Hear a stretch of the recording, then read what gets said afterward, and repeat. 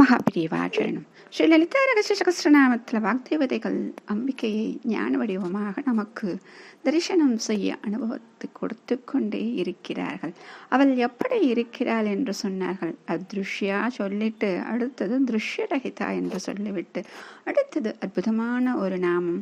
2 நாமங்களை சேர்த்து பார்த்தால் இதனுடைய பொருள் நமக்கு இன்னும் அழகாக விளங்கும். அப்படிப்பட்ட நாமம் ஓம் விக்ஞாத்ரை நமஹ, ஓம் வேத்யவர்ஜிதாயை நமஹ.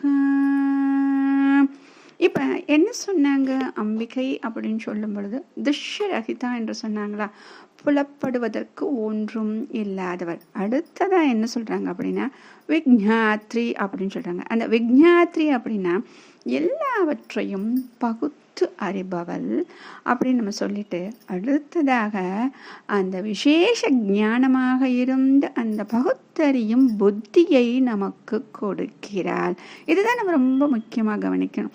இந்த பகுத்தறியக்கூடிய புத்தி அப்படின்னு ஒரு விஷயம் சொல்றோம் இல்லையா, இந்த பகுத்தறிவது அப்படிங்கிறது அந்த விஷயத்தை நாம் இன்னும் சரியாக பின்பற்றவில்லை. ஏனென்றால் அவளுடைய ஞானம் இன்னும் நமக்கு கிடைக்கவில்லை. அதை விட்டுட்டு நம்ம நிறைய விஷயங்களை பகுத்தறிந்து வேதங்களாக பார்த்து ஏற்றத்தாழ்வுகளோடு நாம் நம்முடைய வாழ்க்கையை செலுத்தி கொண்டிருக்கிறோம். அப்ப இந்த பகுத்தறியக்கூடிய புத்தி அப்படிங்கிறது என்ன அப்படின்னா, எதை அவள் பகுத்தறிய வைக்கிறாள் என்றால் நன்மை தீமை, இந்த 2 விஷயங்கள், தர்மம் அதர்மம். அப்ப ஒன்றோடு ஒன்று பின்னி பிணைந்தது. தர்மம் அதர்மம் நன்மை தீமை, இதை பகுத்து அறியக்கூடிய புத்தியாக அவள் இருக்கிறார். அப்ப அந்த அறிவாக ஒவ்வொரு ஜீவனுக்குள்ளும் அவள் தான் இருக்கிறார்.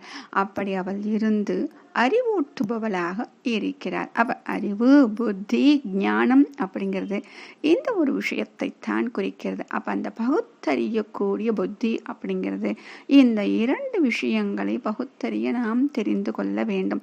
ஏனென்றால் சாஸ்திரங்களில் சொல்லப்பட்ட, தர்மங்களில் சொல்லப்பட்ட, வேதாந்தங்களில் சொல்லப்பட்ட அந்த விஷயங்களை நாம் பின்பற்றுகிறோமா என்று பகுத்தறிந்து நம்முடைய வாழ்க்கையை செலுத்த வேண்டும்.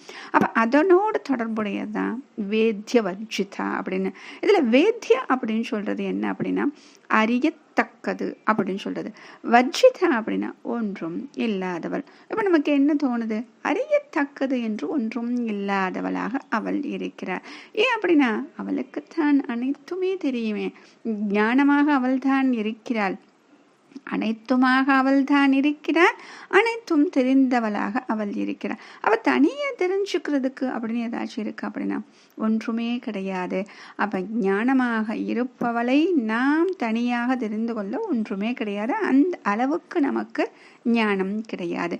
இதைத்தான் பிருஹதாரண்யோபநிஷத்துல யாக்ஞவல்கியர் எப்படி சொல்றாரு அப்படின்னா, நவிஜ்ஞாதேர் விஜ்ஞாதாரம் விஜானியாக.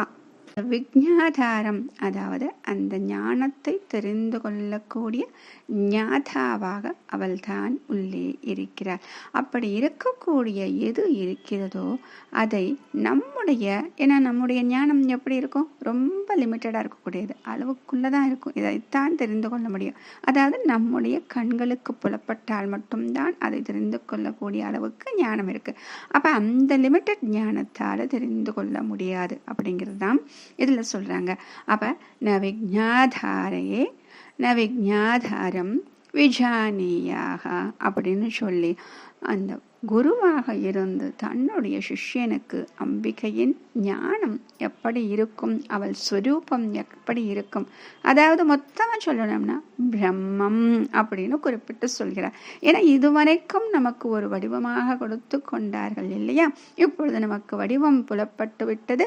அடுத்தது அவளுடைய ஸ்வரூபத்தை தாண்டி அவளுடைய குணம் நிர்குணமாக இருக்கக்கூடியவள் அப்படின்னு ஒரு விஷயம் தெரிந்த பிறகு அந்த பிரம்மம் என்ற வடிவத்தில் நம்மை காண்பதற்கு அழைத்துச் செல்கிறார்கள். மகாபிரிவாச்சரணம்.